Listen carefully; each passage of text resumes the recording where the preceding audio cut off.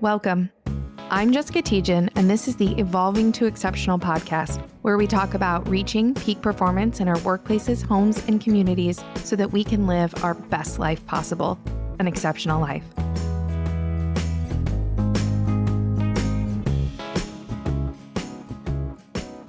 Welcome back to all of our Evolving to Exceptional listeners.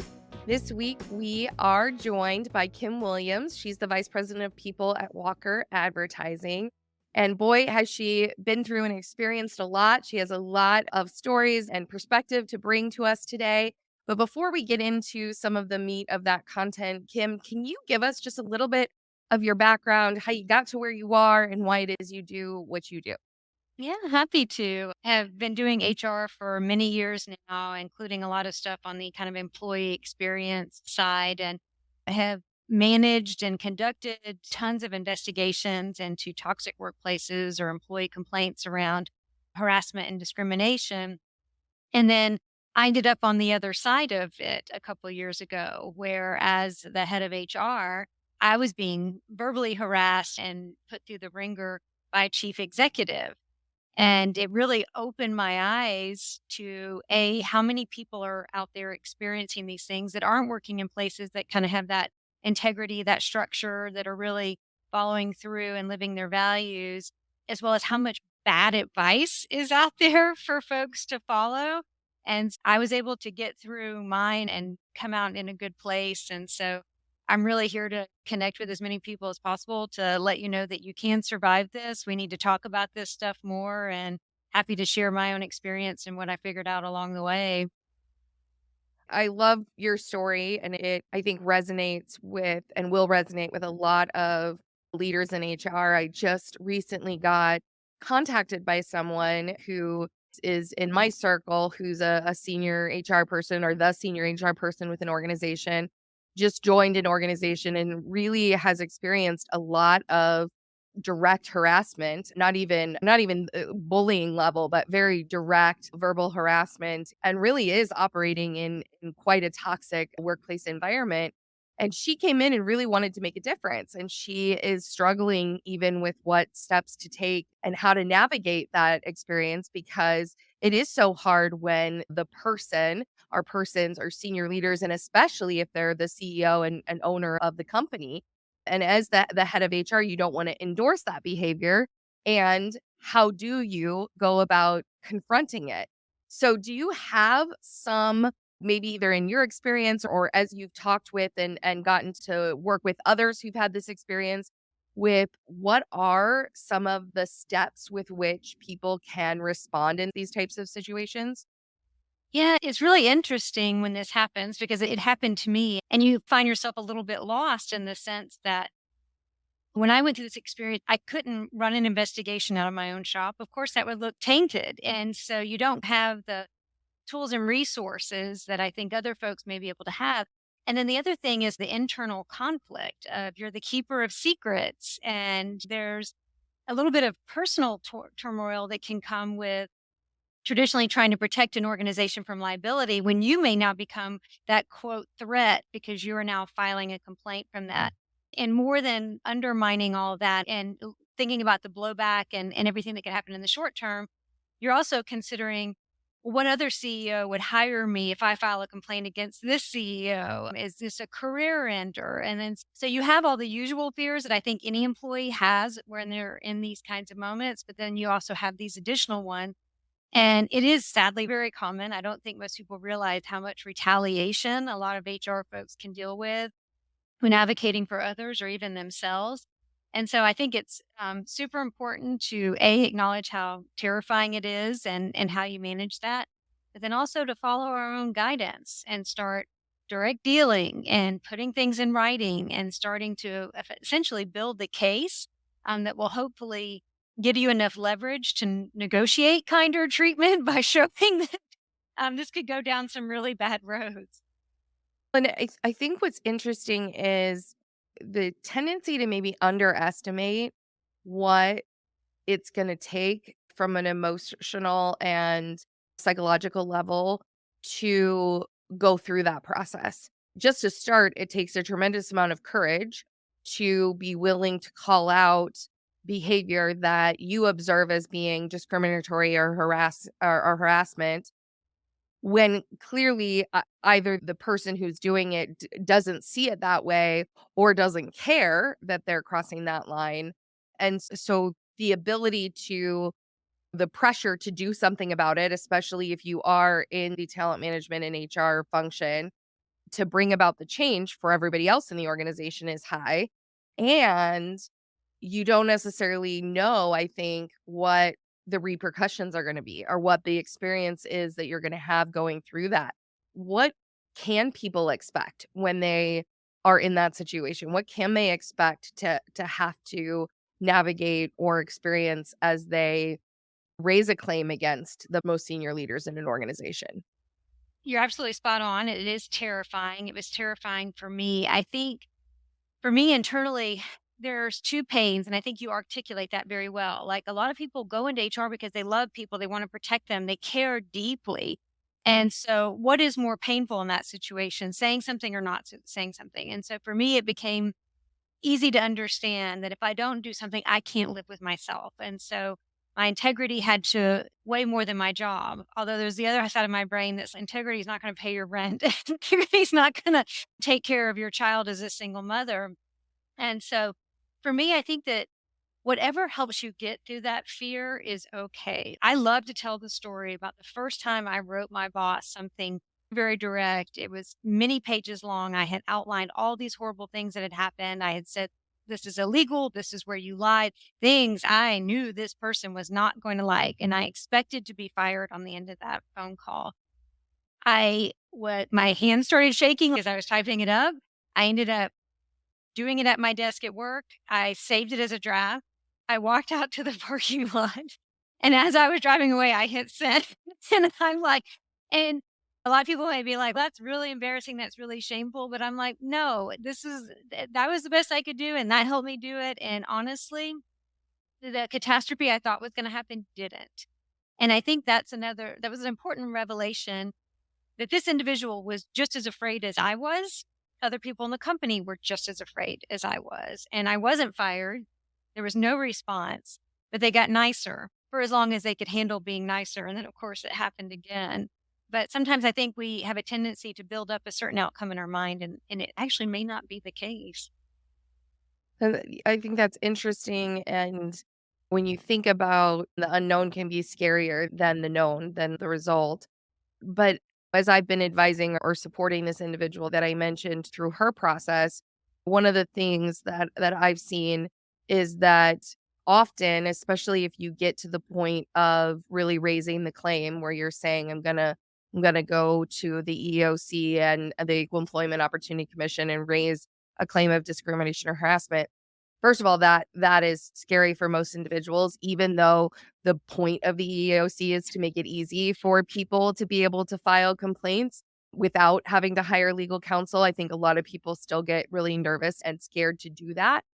And then once they do, they've now put a flag in the sand that and I don't know very many people who've been able to remain within a workplace once they've raised that level of an issue, once they've raised an EEOC claim because it so dramatically hurts the relationships. Has that been your experience as well? It wasn't, but I think that it can be. And I think that there was some understanding that I knew exactly what I was doing, and I went to the board, which was the only body that could actually hold this individual accountable, and they said that they knew about this for a long time. And so I had some that wanted to address it, but they weren't the majority, so I never had their vote. And I explained to them in as respectful tone as I could that in HR, I know where every body is buried. I know every law firm that's ever sued us and for how much. And I already have a sense of who the best employment lawyers, plaintiff side employment lawyers are in the state. I'm not trying to be threatening, but let's not go down this road. And so it absolutely can be scary. And I think that there's opportunities to almost fake it till you make it. I'm also talking to someone right now who calls me at the end of the day and I can tell she's finally exhaling and she says it's really tense right now. And I'm like, absolutely. And it will be. But I think that there's an opportunity, and this is what I did as well. When I'd walk in these meetings with folks, I just acted like nothing was wrong. if they change any behavior with you at that particular point, they're now sliding into a potential retaliation claim. And I think it's good for folks to understand that discrimination can be very hard to prove. The burden is on the complainant. But once you file a legitimate complaint, any negative action that's taken towards you, the company now has to explain that. And in some degrees, people are actually quite bubble wrapped. And so while it may feel very intense, if you have an HR person who has the tiniest inkling and knowing what they're doing, they're going to understand that. Now, they may be saying that, may not be heard, but the company is actually putting itself at great risk, and they're more afraid than you actually may be in a lot of cases. Yeah, which is why I think a lot of companies tend to respond to those situations with severances, right? With how do we resolve this where you go away and this goes away and it's not a problem anymore. And many a body in organizations has been buried using severances, right?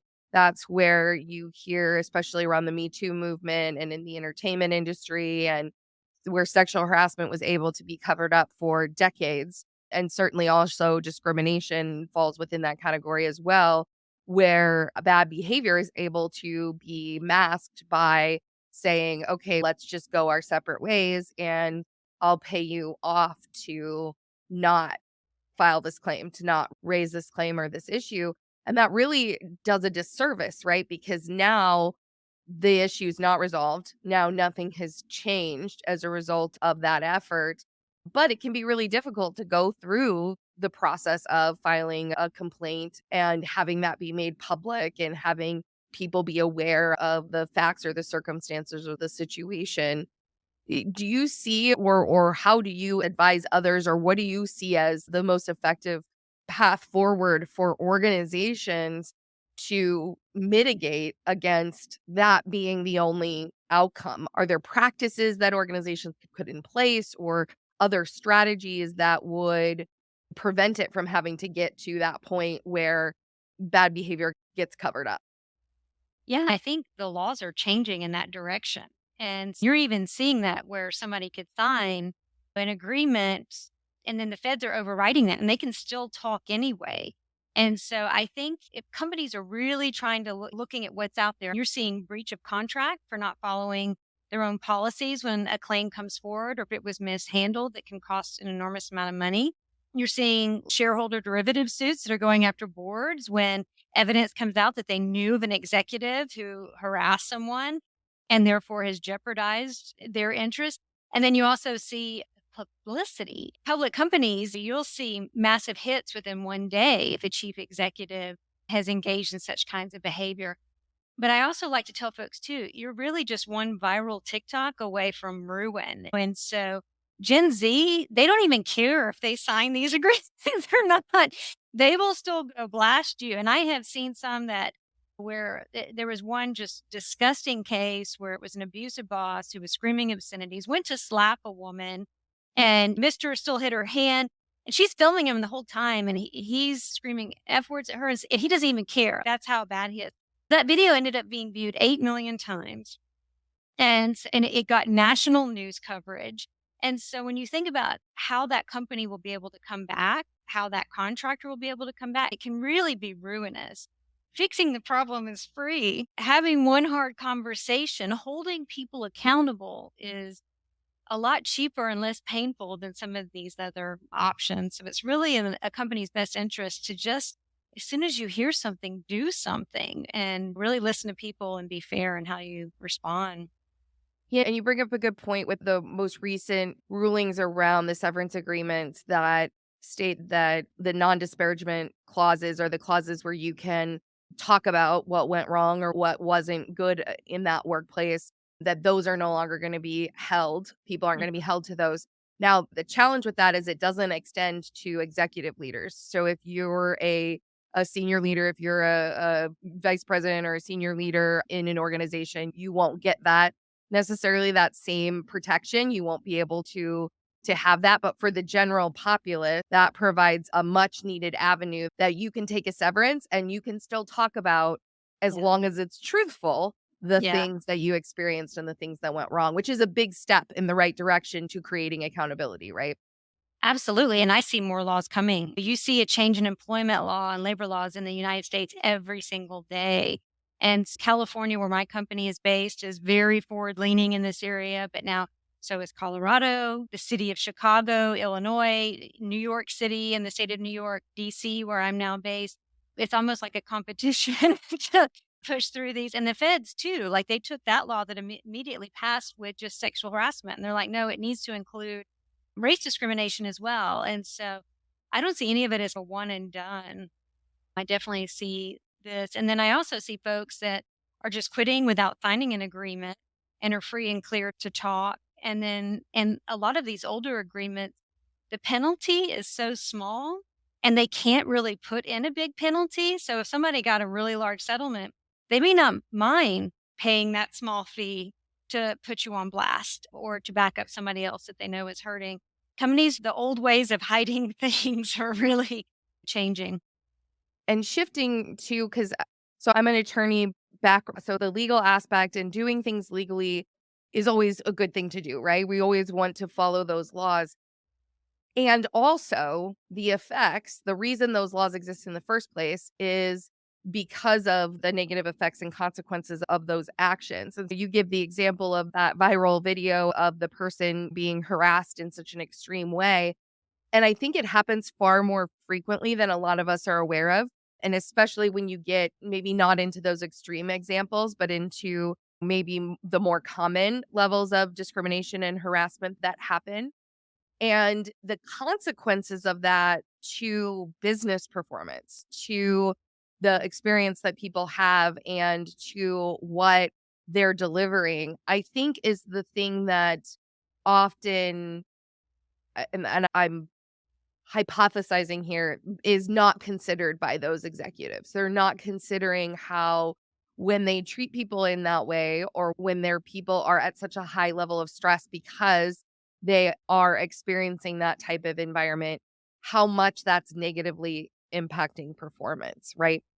Oh, I completely agree. And I think the good news is now that performance metrics are becoming so much more widely available and accessible, and it's very clean. And you're able to measure performance in so many ways that we couldn't do before. But there's a simple formula that's out there now where if you take the one brilliant jerk, the one who maybe brings in, let's say, $1 million in revenue. And in my experience, those tend to be the ones where everybody knows something bad is happening, but the boss doesn't feel like there's enough cost there to actually address it. But if you look at who works around them, who is subjected to this behavior, and say you take 10 individuals and you take their salaries and just cut 40% off of it, flush it down the toilet because those folks are reeling from being mistreated. They're looking for other jobs. They're checked out.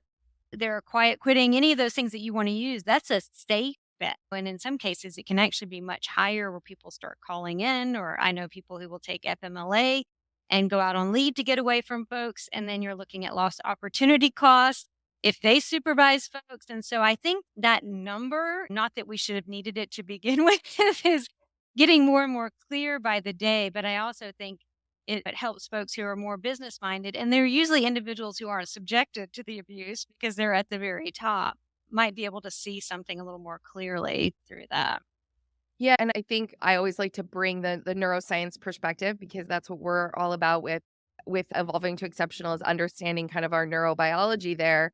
And when it comes to the response to those type of stressful situations, to people being mistreated or feeling like they're discriminated against, even if they're not actually being discriminated against, just the perception that they are, or the perception that they're in that situation because they lack information or understanding as to why decisions are being made, is going to put people's nervous systems and their bodies into a state of stress. And it's going to do that on an unconscious level, on a biological level. So they're going to be triggered in response to those situations. And they're not consciously decreasing their work performance in all scenarios. There may be situations, like you said, where people want to take FMLA and it really does. They're intentionally impacting their work.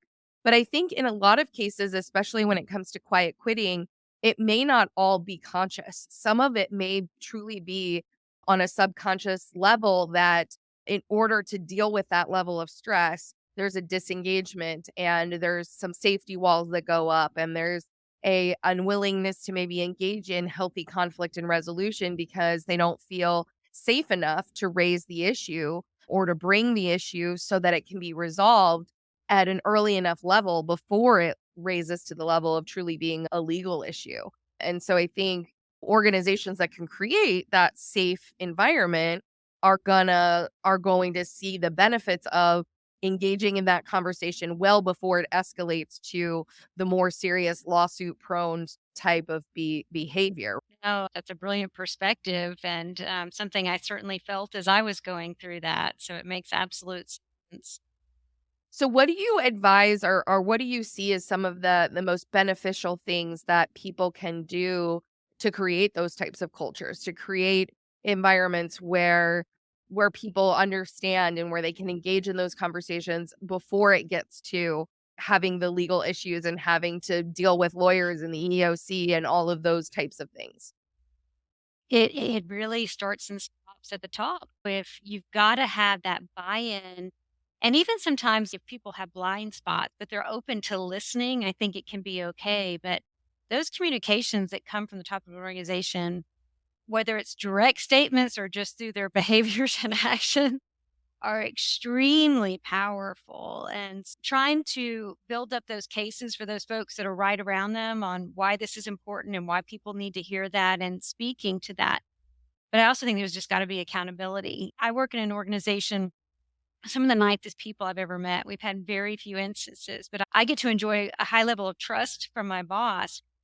And so if I hear of somebody mistreating someone or otherwise hurting somebody on their team, I'm on the phone in 5 minutes. There's no waiting. I'm like, "Talk to me, tell me what's going on. I wanna hear all perspectives. I don't jump ahead of the gun." But it's I know that ripples out, and even though I won't be talking about those things, people know and feel that they're being protected, and that's really so critical. And so I think we can write all the policies we want, but if we're not enforcing them, or we're enforcing one set of rules for the low ranking folks and then a different set of rules for the top, you're really creating a lot of exposure and opening yourself up to a culture that nobody's really going to love. So as people navigate that experience or as they look at those challenges, I think I said earlier, oftentimes it's either that leaders aren't aware or they're aware and they don't care. Do you have a sense of what percentage falls into those two categories? Do you think it's often just a lack of understanding of the actions that they're taking or having an impact, or just a belief that it doesn't matter, that they should be able to do what they want? This may sound callous, but I think it's essentially always their fault, right? Because if so say when you're ignoring it, that's one thing. But if you don't know, my initial question is, why don't you know? If the buck stops with the CEO, are people around you afraid to raise these issues? Like, what is going on there? Because if there's a high degree of psychological safety and trust, people should be able to come to you with a problem like that. So I feel like for me, I have a hard time understanding how you don't know. I feel like that's an indicator that something may be wrong. That's I think a really good piece of advice for CEOs and senior leaders out there that if people aren't coming to you with challenges, that it doesn't necessarily mean they aren't there. It may Right. mean that there's not a trust enough trust there to really be telling you what's really going on. And in reflecting on my own career history, I'm not sure that there was ever a time, no matter how hard we worked at creating psychological safety and having an engaging workforce and doing the right thing, that there wasn't challenges happening. And so if you're not hearing about I think challenges are always there even in the very best of workplaces. And Agree. if you're not hearing about anything, it's probably that people don't trust you enough to tell you rather than that it's not there because there's enough miscommunications and challenges and things that happen within an organization that typically the issues are there. It's just your awareness of them. Would you agree with that? Absolutely. Yeah. We're messy. People just don't fit into nice, tidy boxes. And that's just human beings working together. There's always going to be something. And people mess up too, right? Where it's not necessarily systemic, but there was an incident or there was a challenge or people were under extreme stress. And in the world today, and I've talked about this in some of my other episodes, I think given what we went through with the pandemic, stress levels are much higher than they have been in the past. We like to think we've recovered and moved on, but what I'm observing, at least anecdotally at least, is that many people are still under, on an at least on an unconscious level, a lot of stress. And so things that didn't used to trigger us today in ways that we might not have been bothered before. And so there may be actually more sensitivity required in today's environment than in environments of the past because the tipping point is just higher. It's just easier to put people into that highly stressed fight or flight kind of state of existing. Oh, without a doubt, especially when I think about parents, like the kids are in extreme crisis, you have lost learning, you have a lot of depression and anxiety. It's childcare is I'm thankful I have a teenager now in the sense that I don't even know how parents are making it with young kids for those who are being called back in the office. Yeah, there's some legitimate extreme pressure, I think, on a lot of workers today. And yeah, that all that stuff definitely can show up in the workplace. And does, right? Part of the when you talk about the explosions, even that viral video, one of the thoughts that comes through my mind is, what is that person going through? The person that's yelling. What is happening in their world that they think slapping or trying to hit an employee is a good idea? There's something is really off on a deep level and maybe so significant they're not even appreciative of what where they are, of how Yeah. bad it's gotten. And you talk about parents with young kids. I've got 4-year-old girls and a 7-year-old boy. And yeah, there's learning challenges due to COVID and delays in learning. There's social challenges where kids are having to relearn some of the social aspects that they missed during the pandemic. And of course, rates are mental health rates of kids are incredibly concerning right now. And so you put all that together, and we may have more instances of harassment and bullying and bad behavior that we may not have had in the past, and people may not be equipped with the tools that they need or the self-awareness they need to have to manage it effectively. Yeah, I completely agree. And yeah, and you're definitely seeing that in the schools, I think, in a very pronounced way that they haven't seen before. What do you see as a vice president of people? We've talked a lot about this discrimination and harassment issue and challenge. What are you seeing as some of the biggest current challenges that you're having to navigate or support your organization with in the world of work today? I think it comes down to words. Fundamentally, in my view, like anytime you're talking about discrimination and harassment, ultimately what you're talking about is abuse of power. And a lot of that is held in place by a lack of language. And so I tried to read everything I can on what words are we missing? Why does it feel so hard to navigate this gray space that we're in? And trying to encourage people, whether they mess up or not, to have the heart and the courage to have conversations when they're small before they get big. And you can even begin with, this is probably not going to come out right. I'm trying really hard to communicate X, Y, or Z. I'm seeing these types of things because all this stuff, these are systemic problems, and no one big thing is necessarily going to fix them. So the more of us that can find that courage to engage and build up that vocabulary and build up that comfort, because it does get easier every time you do it. I think that's a giant win for us. But I also think that there's a tremendous onus on HR to really redefine itself. Dozens of new laws have come into effect to make things better. Employees are being braver and coming forward and calling out things that aren't right. But HR, I feel like, is still stuck in the past. And we're still locked into that middle space between upper management and the employee that is complaining. We're not transparent enough. We're not taught how to navigate power imbalances ourselves. And so a lot of it's kind of trial by fire and learning painful lessons as you go. But I think I would love to see HR as a profession declare boldly, we are here to protect the company, which means protecting the employee and not the mean one or the highest paid one, but to protect everyone.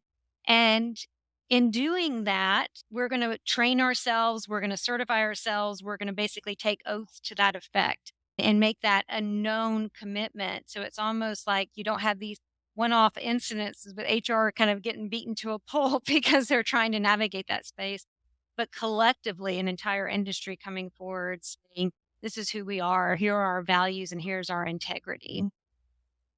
I think that's such an interesting concept to think about when you think about the importance of HR, importance of whatever you call that function, the people-focused function, and the challenge with the development of those that are leading that function. Because in most cases, and I talk to a lot of HR people, having them on the podcast and talking about their challenges, and everyone's trying to do the best that they know how to do, and they're trying to offer the best that they can to create the results they think they're gonna get. I think some of the challenges that what worked before doesn't work the same way anymore, and we know that now definitively, so if we keep trying to use the same strategies, a great example is doing just traditional annual performance reviews with ratings that we know there's so much data that shows that those don't create the performance results you want to see out of them. There's a whole neuroscience-based reason why that is that we can prove with studies and research is that but then we keep doing it anyway because it's the thing we were trained to do. It's at least we're giving people feedback. At least we're doing that. That's part of HR's job is to do performance reviews. But is it? Is that the job of HR anymore? Or does it need to be something different? Does it need to evolve into new practices or new ways of looking at how to support people in the workplace? Yeah, I think the pandemic tore down a lot of old rules, and then now you've got AI coming in, and so I feel like we just live in a world where, like, constant change is the norm. And for some folks like myself, I love change. I think change is exciting. I associate it with opportunity to make things better.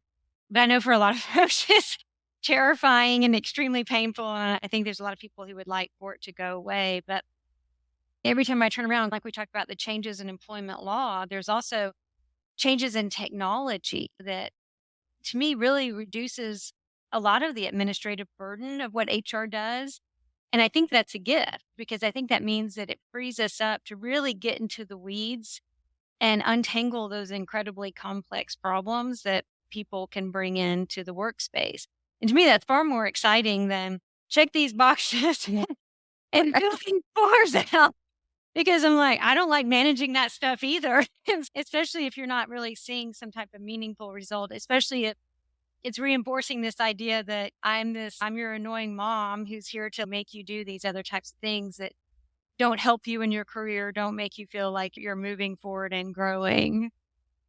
And I think what's interesting is that when you look at again like the neuroscience behind change and how even though I'm like you, I actually love change. I love new technology and trying it out and I'm always doing it.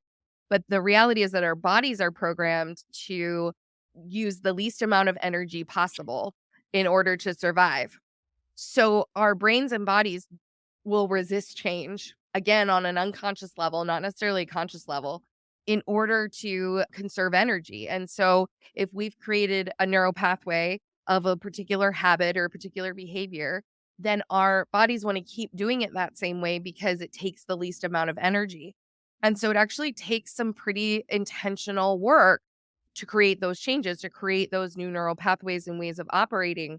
And so it's much easier for people to fall back into their old patterns of how they interact with others or being very reactive or not being able to manage their emotions or whatever the thing is that you're trying to develop or grow than it is to actually make the shift or make the change. And so I often tell people when it comes to change, don't feel bad. Your body's trying to conserve energy. The fact that you are struggling to make changes is actually a physiological phenomenon. And we still have to adapt to the environment that we're in. So we've got to figure out how to work with it in order to bring about those changes or in order to bring about those outcomes or those results. Wow. Now I understand why I binge Netflix and chocolate bars instead of going to the gym. So thank you. Absolutely. Your brain wants to relax. It doesn't want to expend that excess energy. And so to create those new habits or those new approaches requires a focus on understanding what's getting in the way. Why did that pathway form in the first place? And bringing about change on a biological and neurological level. And the good news is we can do that. We have the tools and resources to do that. But in most performance programs, especially when it comes to human resources, are not built around those principles. Most of us that are in these spaces didn't learn those skill sets, didn't learn that science, and so we're operating off of a lot of past research when it comes to performance. One of my favorite questions that I love to ask my guests is, what is one thing, if you could bring to your organization right now, if there was one thing that you felt would really bring value to your business or to your company and would help to support your people in your business the most, what would you bring to them? Right now, we're really looking at career pathing. And so making sure that there's a clear line of sight to grow. We do this on an ad hoc basis. We like to really try and reach out to folks, particularly at the beginning, because we're a fully remote company. And so we want people to feel our love for them right from the get go. And we bring gifts and we have automatic surveys, but then we also like to reach out to them afterwards.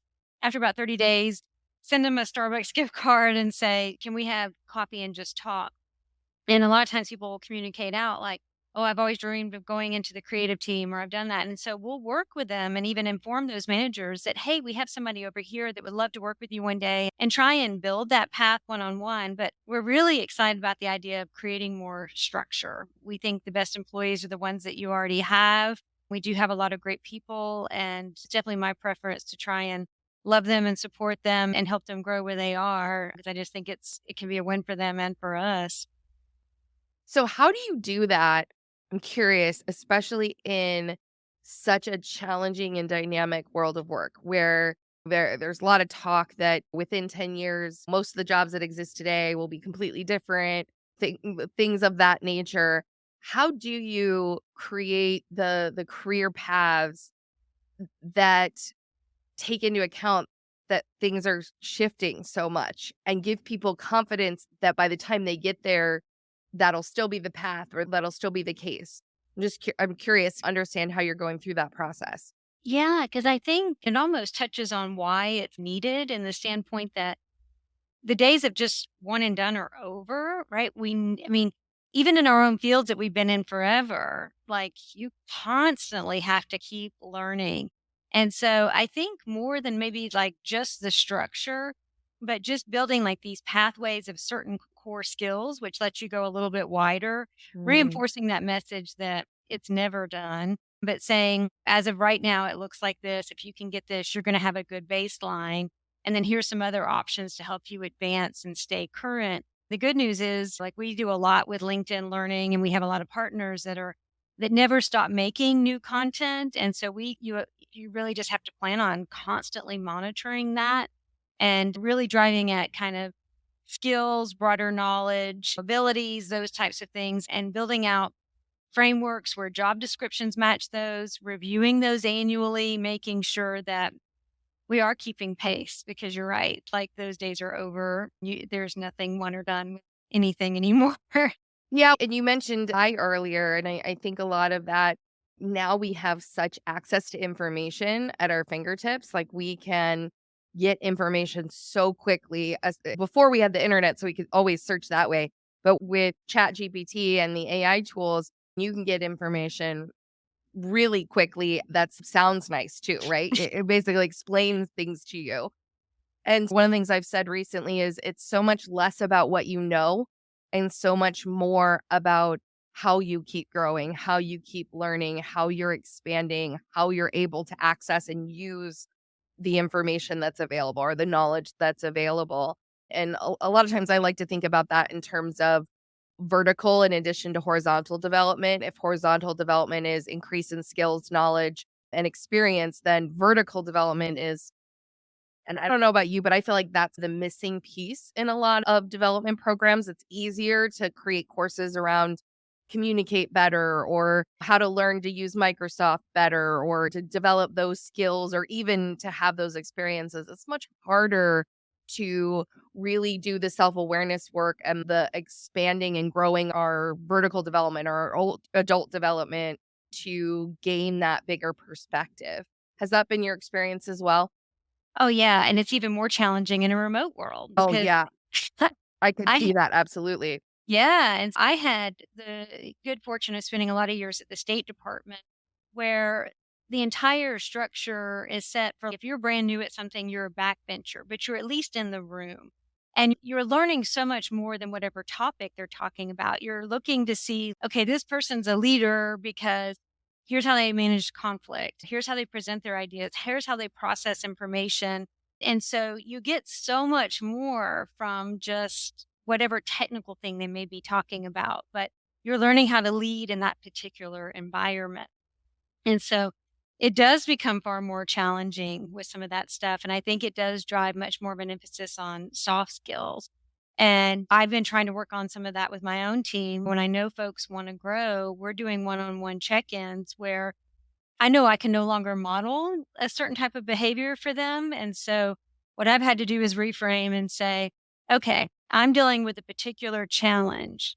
Just as a thought exercise, take it. Talk to me about how you would break it down.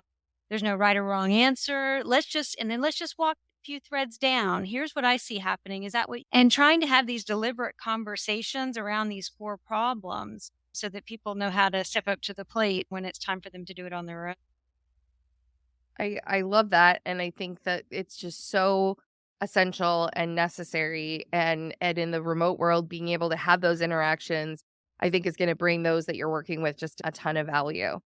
So, I'm curious, one other question I like to always ask is, as an HR leader, what is something that you most need? What is something that if that would bring you value as an HR leader that maybe you're missing or don't have today? I think it's trust. I know this is controversial for some folks. A lot of people will be like, does HR deserve its bad reputation? And I argue, yes. It's a lot of things aren't our fault. A lot of things were outside of our power, but I think it's time to claim more power and to talk about the value that we bring in all these different ways. And so I know bit by bit when I go into these places, particularly when I am focused on accountability, it opens up a whole world where people now come forward because they feel like there's no more fear of retaliation. They actually feel like there might be a fair process. So but it's hard to also communicate that out when you live in a confidential world. So I can't be like, "Oh, look, you can talk to me because I just did this with your coworker." You have no deliberate Right. proof. They just have to get a sense of it. And some of that can be tangible where someone knows they made a complaint and that person's no longer with the company and they can assume why. But I think that trust all the way around the board to recognize that okay, HR may be perceived as something, but that's not everybody. And I do think most people who go into this field have huge hearts and want to do the right thing.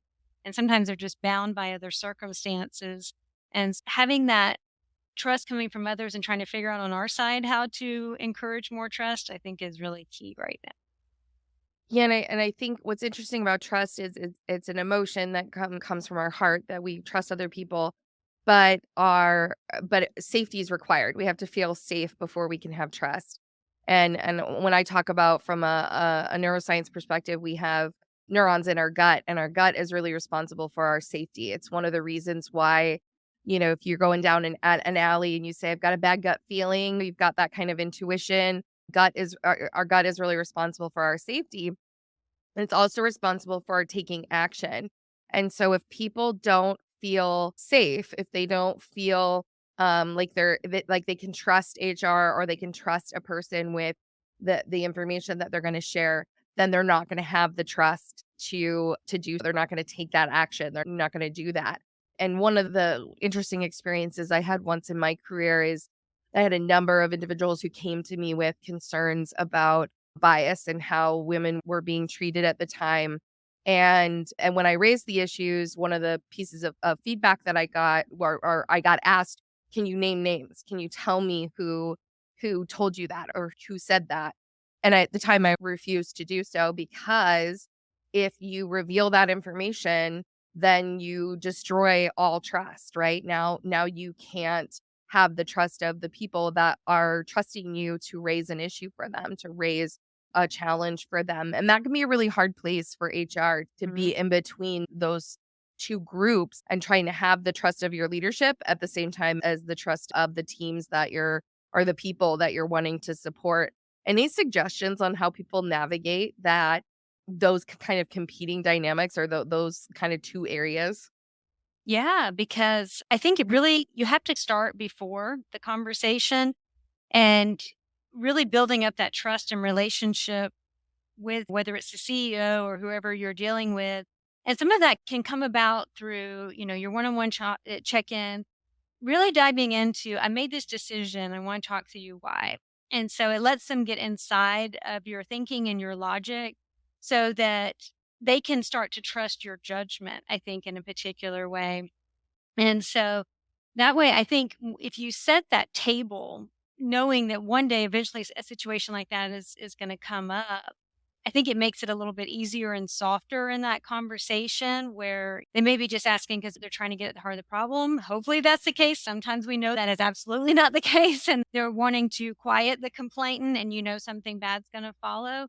But at least in my experience, that's given a basis for I just can't tell you that I feel like it would just break down this entire process. It's not going to get you or me where we want to go. So I'd like to focus on what we can do about this problem with the information that I can share with you. I love that. I think that's really helpful feedback for anybody who might find themselves in that type of situation. Kim, I've loved this conversation and all the different aspects of it. Want to give you a chance if you have any final thoughts or insights or anything you want to share with our audience before we wrap this episode up. No, happy to. And thank you. I really enjoyed talking to you. I learned a lot with the neuroscience. So this was wonderful for me as someone who's been on both sides of the complaint process, particularly as someone who experienced something that I know millions of people have gone to. It definitely has made me, I don't know, somewhat of an evangelicalist who just wants to get out there and help as many folks as possible. I'm fairly active on LinkedIn. I like to highlight cases that people can point out, words that I'm figuring out, ways to communicate if you're in these spots. But then also too, if you want to check this out or follow this as well, I have links right from my LinkedIn that will take you to spaces where we have 24-hour call centers in my company where you can actually get free legal advice, free legal support. We work with attorneys all over the country and labor and employment who are on a contingency basis. I was able to get help ultimately through my situation with an attorney. There's a lot of folks that I think if they're doing plaintiff side work, if they're working on the side of employees, a lot of these folks could be working at big law and they choose not to. They tend to be very civil rights oriented. They tend to have huge hearts and they tend to be one man shops that are out there fighting for folks because they deeply care. Either they've experienced or someone close to them has experienced that. And so a lot of times these folks are willing to talk to folks just to help get them on the right path, help them say, okay, you may not have a case now, but if X, Y, and Z happens, you do. If you write this letter, you do. And they tend to be a fairly generous lot. No matter where you get help, I do hope folks get help somewhere if they're in these spots because I know it's happening to a large number of folks. And I'd love to see that. I love that. It's such a valuable resource. We will include that information in the show notes as well so that people can get access to that. I think that's incredibly generous and really valuable for anybody who might be going through one of these situations or having to face these type of challenges in their current workplace. So Kim, thank you so much for coming on today. It's been great speaking with you. To our audience, as always, I just want to remind you to keep evolving, keep growing, keep expanding, keep rewiring those neural pathways so that you can live your most exceptional life, so you can have more exceptional experiences on your life journey. And I hope you have a wonderful rest of your day, and we'll be back again next week with another episode.